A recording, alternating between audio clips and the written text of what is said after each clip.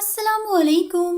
Islamic info desk channel پر آنے والے تمام خواتین و حضرات کو اشنال کی طرف سے خوش آمدید، اور میں امید کرتی ہوں کہ آپ سب لوگ خیر و عافیت سے ہوں گے۔ ناظرین گرامی، آج ہم بات کریں گے عورتوں کے ایام مخصوصہ یعنی حیض اور نفاس کے بارے میں، جو غلط فہمیاں ہمارے معاشرے میں پائی جاتی ہیں، اور میرے خیال سے ہر ایک مسلمان لڑکی کو ان مسکنسیپشنز کا پتہ ہونا چاہیے۔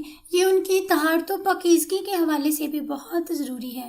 کتنے افسوس کی بات ہے کہ زمانہ جاہلیت اور اسلام سے پہلے، خاص کر یہودیوں کے معاشرے میں، عورت ایام مخصوصہ میں بہت ہی ناپاک چیز سمجھی جاتی تھی، اور اس کو ایک کمرے میں بند کر دیتے تھے۔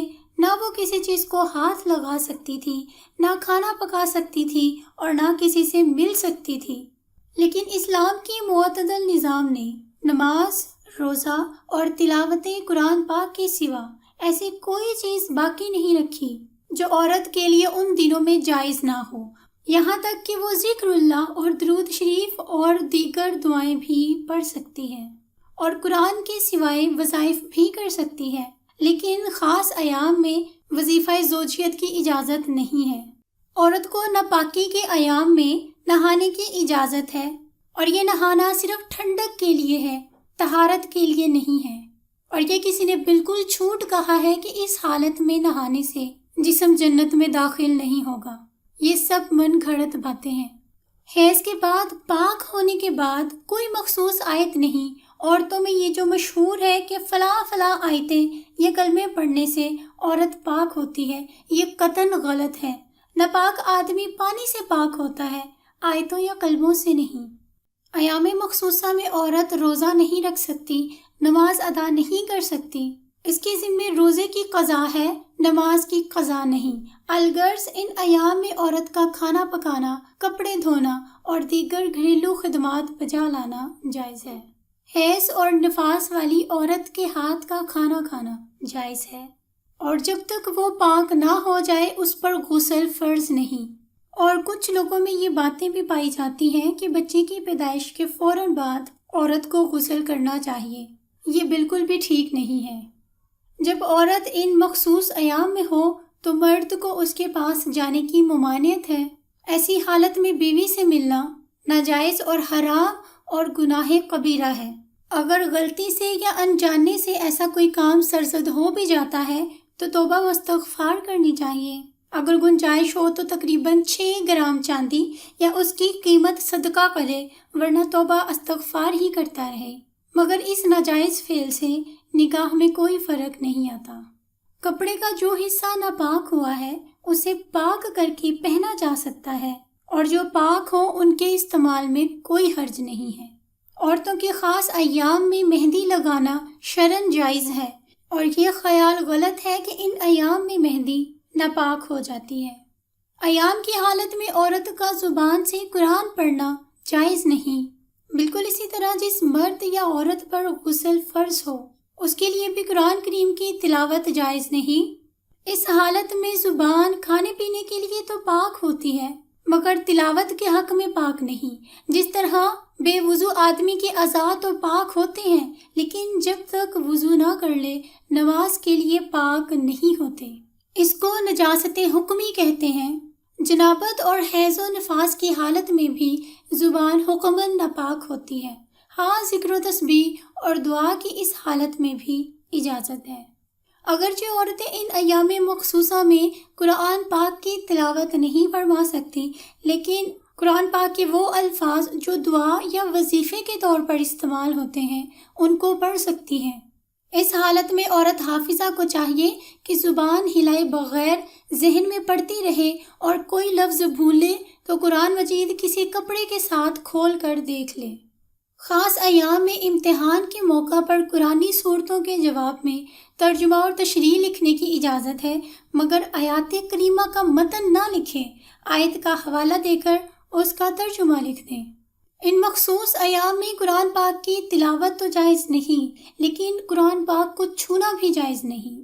چاہے قرآن کریم کی ایک آیت کی تلاوت کی جائے یا پھر ایک آیت سے بھی کم، ہر صورت میں تلاوت قرآن جائز نہیں ہے۔ ہاں، البتہ قرآن کی وہ بعض آیات جو دعا اور اذکار کے طور پر پڑھی جاتی ہیں، ان کو دعا یا ذکر کے طور پر پڑھنا جائز ہے، جیسے کہ کھانا شروع کرنے سے پہلے بسم اللہ پڑھنا یا شکرانے کے لیے الحمدللہ کہنا، اور اسی طرح جو عام بول چال میں عربی کے یا قرآن پاک کے الفاظ آتے ہیں ان کو بول لینا جائز ہے۔ قرآن پاک کی تعلیم دینے والی معلمات کے لیے بھی قرآن کی تلاوت اور قرآن کریم کو چھونا جائز نہیں ہے، لیکن چونکہ تعلیم کا سلسلہ بھی جاری رکھنا ہے تو فقہا نے یہ طریقہ بتلایا ہے کہ وہ آیت قرآنی کلمہ کلمہ الگ الگ کر کے پڑھیں، یعنی پورا جملہ ایک ساتھ نہیں پڑھنا۔